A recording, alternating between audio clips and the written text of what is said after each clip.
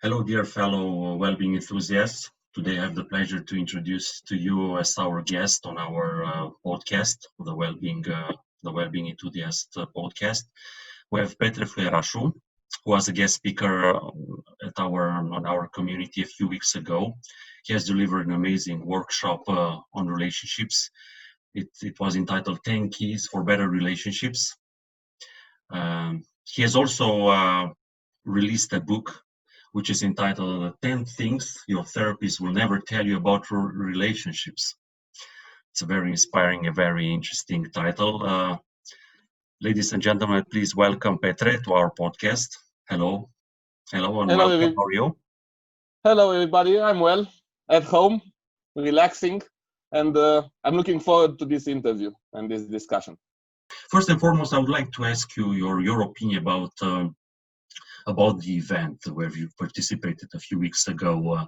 What's your feeling about it? What did you enjoy the most?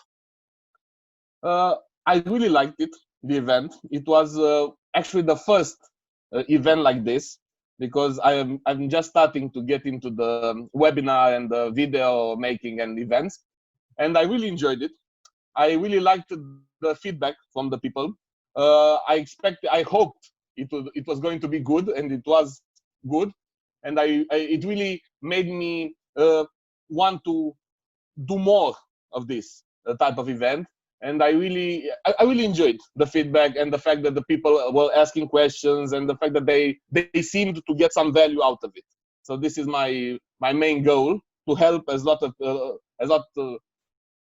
lot more people than before, because before I was just writing and just talking one-on-one with people. And now, by going with these videos and the events and stuff like that, I want, and the book and the Facebook page and everything, I just want to reach a lot of people and to help as many as possible. So this was the main takeaway for me. The feedback from the people was really, really great for me. That's excellent. I'm also always looking forward to receive feedback. Whatever I'm delivering to people, to customers, to my managers, please provide me your feedback. It's easy for you to improve. Otherwise, you will never know. I'm pretty sure it's also in case of relationships. I've also started to research your work, your videos that you've been posting on social media on relationships, and it's a nice combination. It's a nice relationship between communication and the way you develop your relationships.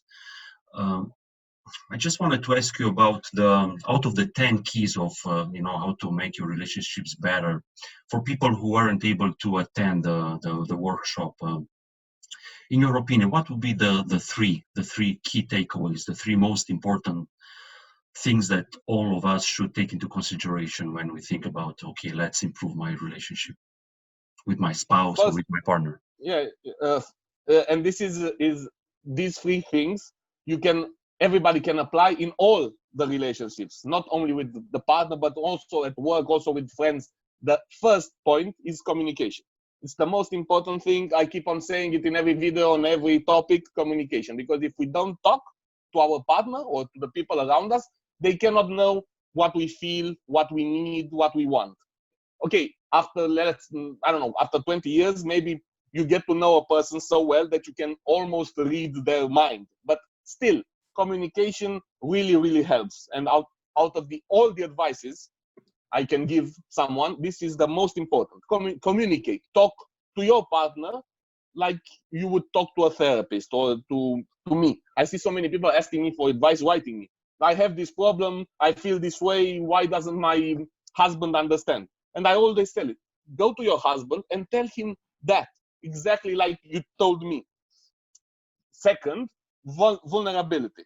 So when you communicate, come from a place of vulnerability, from a place of being honest, because we all try to be even in relationships, we try to impress, we try to be the strongest, to be brave, we don't have any problems, and this is wrong, because if you are vulnerable, that person can understand really if you communicate from a point of vulnerability, that person understands what you really feel, because you might be scared, you might have a problem, you might be jealous, so communicate, but do it being vulnerable.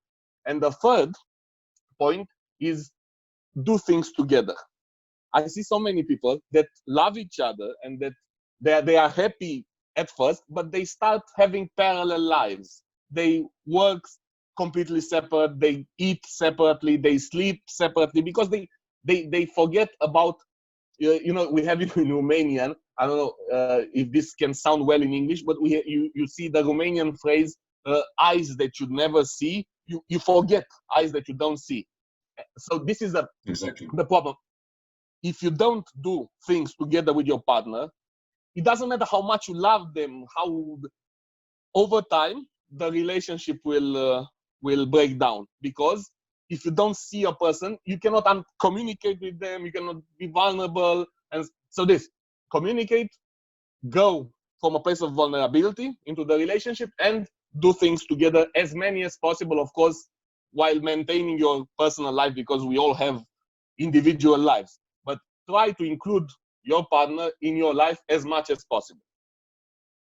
These are the three things most important. That's brilliant. I really love them. I really love them about communication and vulnerability and doing things together. Speaking of communication, you said that we all know that verbal communication, from a psychological point of view, it's up to 7% of our overall communication, because it's also the tone of voice, it's also the verbal communication, so on and so forth. That's why you mentioned that people who've been together for 20 years, they know each other so well. Sometimes they don't even have to share words to each other, because out of their I don't know, the way they look, or the way they move from places, they understand what they are feeling. So the body language is also important about it. What do you say about that? Do you agree? Yes, of course, body language, and not only everything.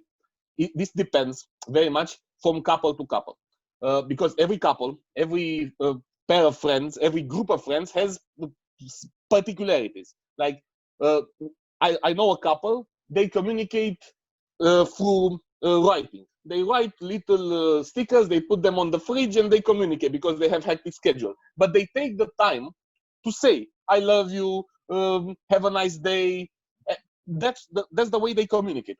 Other couples need to communicate through messaging all day. Like other couples communicate through speech. Like I like to talk a lot, as you can see. But the most important thing is to to transmit your feelings, not only through words, but through gestures, through postures, through tone of voice. Because if I go to someone and say, "I think you made a mistake," well, you can do better. It's one thing. But if I go and say, "You are a stupid idiot," and of course the advice might be the same, but the way you say it makes all the difference. So yes, tone of voice, body language, they are all important and a part of the communication. And this is why when you are vulnerable, you come from a place of love, because if deep down inside, I truly believe that we are all good people.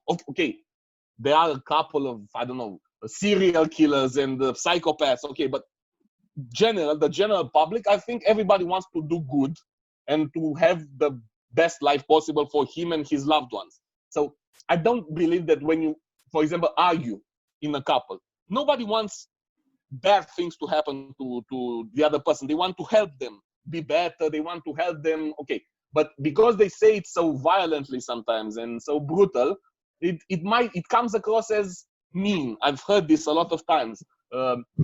People telling me, "Okay, my partner is mean to me." Why? Because he wants to make me change. And I'm always saying them, why does he want you to be better? And we always get to this point. The partners want to be to help one another, but they do it in such an aggressive way that it comes off as something bad. So yes, I agree. Everything, all the communication has to be. We have to be careful about what we transmit to our partner. It can be a critique, it can be a compliment, but we have to know what we want to say and transmit and actually do it. So yes, it's very important, and it's not only about the words that come out of our mouth. Mm-hmm. That's brilliant. Thank you so much for highlighting these aspects. Are really really important to understand very well. There's one thing I've noticed on your online videos. I've noticed that you present yourself as the love guru. Where did this come from? When was your aha moment when you realized that I want to be something different? When you become a different Petre Fluerașu that you used to be before? So the love guru tag, it was just actually I brainstormed. I have a good friend. She's helping me with the thumbnails and the graphical part, and we brainstormed together. And we thought it was a nice name to have for the series about relationships. My aha moment.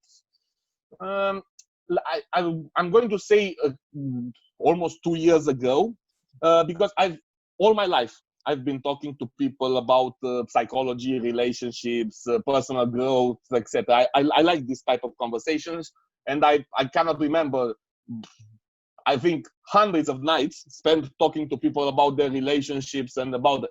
But I realized, like 1 year ago, I think, that this is my vocation in life, that I want to help people and that I want to influence their lives and make them better in all aspects, not only relationships. I'm focusing on being healthy, being fit.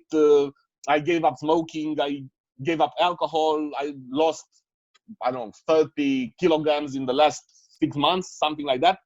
And really? Yes, I try to tell people my model for personal growth includes everything. I truly believe that we cannot have one area of our life in which we are successful, while we have another one in which we are, I don't know. You cannot be happy with your job if your relationship sucks, and you cannot be, I don't know, healthy and fit and at the same time smoke or drink every night 10 beers. So we have to have a balance between everything, and this is what I'm trying to tell people and to help them on different. I've started with relationships because this is the most important subject for a lot of people.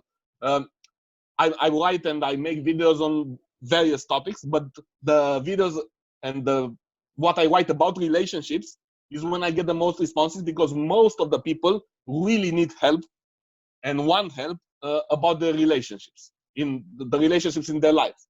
So this is a good place to start, because first you fix your relationship, then you start fixing maybe yourself, your work, and so on. Because I've seen it. This is I'm trying to help people and to give them what they want. This is the difference between, I think, this is why I started. I don't want to be another psychologist, I don't know, teacher that just comes and says, okay, I have these certifications, I've read these books, this is what you have to do. No, I want to listen to people and to give them practical advice. Exactly. And people always ask me about relationships. Almost 90% of the questions I get, like in email, Facebook, and are about relationships. What to do, So this is why the first book was about relationships. My first online course that I don't know, I think I'm going to launch somewhere in September, October, will be about relationships. But I'm not going to limit myself to relationships, because I don't think you can be happy just with if you are happy in your relationship. That doesn't mean that you are happy overall. You also need to be happy in your work, to be fit, to be healthy. It's a big puzzle, and relationships are a big part of it, but not everything. So my aha moment was, let's say, 1 year ago, when I realized this is my vocation and this is what I want to do for the rest of my life. So yeah, that's basically it. Yeah, that's very interesting. So it hasn't been a very long moment. I mean, 1 year or 2 years ago, you've noticed how fast the years pass. I love there's a nice saying that says that the years pass very, very fast. The days pass very slow. So probably in your case, the last 2 years have passed really fast with all these seminars and workshops that you've done. I would be interested to learn a bit more about the book that you've just published. what was your particular motivation, or what was your objective when you decided to write this book? And in what way do you think the lessons learned there would be useful for your viewers? I decided to start with this book because the subject of relationship advice is the subject I feel the most passion for out of everything regarding personal growth, because I've talked about it over and over and over. And while other subjects, like for example losing weight, if I say, okay, if you want to lose weight, you have to eat less than you consume. So there are a lot of people who will, yeah, there are a lot of people who will say, yeah, yes, of course. But when it comes to relationships, there are a lot of theories, a lot of things, and I truly believe that so many psychologists, therapists just tell people the wrong things.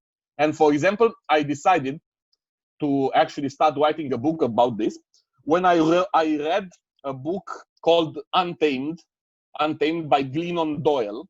She's a writer from the United States, and she was in this book. She was married. She fell in love with somebody else, and she went to her therapist, and she told him, "My husband cheated on me. I don't love him anymore. I can't stand him touching me. What should I do?" And that therapist, she writes it in the book, that therapist tells her, "You have two children. You should consider giving him a blowjob if you can't stand touching him anymore." This is in the book. And she was shocked, of course, but that made her stay 2 more years with that person. It's really just controversial. Yes. And I've heard stories like this, maybe not to this extreme, but a lot of therapists tell people to work, to put up with the cheating, because of course men cheat.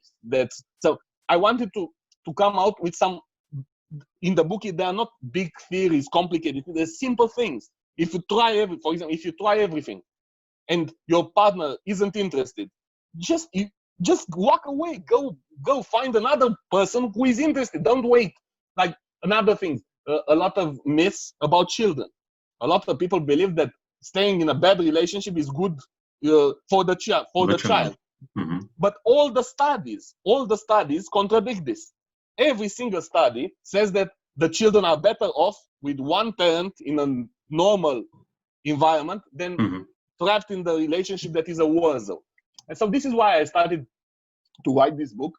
I wanted to tell some things that I learned from the real world, because of course psychologists, they are right in an ideal world. In an ideal world where everybody knows exactly what to do, their advices are good. But I want to give advice from the real world, from what I know, from the thousands of couples I see, from the studies. I always try to base what I say on science. Of course, science to a degree, because we are talking about relationships. There are many studies, but most of the studies support what I write in that book. And I started with that book. The second one is like, I think 1 month away, and it will be about how to become a winner, to form the habits of winners. Mm-hmm. But I wanted to start with relationships because it's the topic I'm most interested in, because I see so many people, even people I care about, waste years of their life in bad relationships. Or you cannot imagine how many women I've talked to that go through toxic relationship, abuse, and they are so afraid of just leaving. Their families push them into staying with people just because that's tradition and stuff like that. And I want to explain to people that a relationship doesn't have to be, I don't know, a war zone or stress. Or this is why I started with that book, and that's what I'm trying to transmit to people in that book. I'm trying to explain to people that you can find true love, a good partner, and you shouldn't settle for anything less. Because I know also a lot of couples that have true love, and their relationships are helping them to grow instead of keeping them down. So this is why I wrote this book and what I wanted to transmit through this book. That's very powerful. So we are preparing now a second book. It's about how to become a winner, right? In the next 20, few months. Yes, 20 habits of winners. 20 habits of winners. Simple habits like making your bed and thinking about stuff.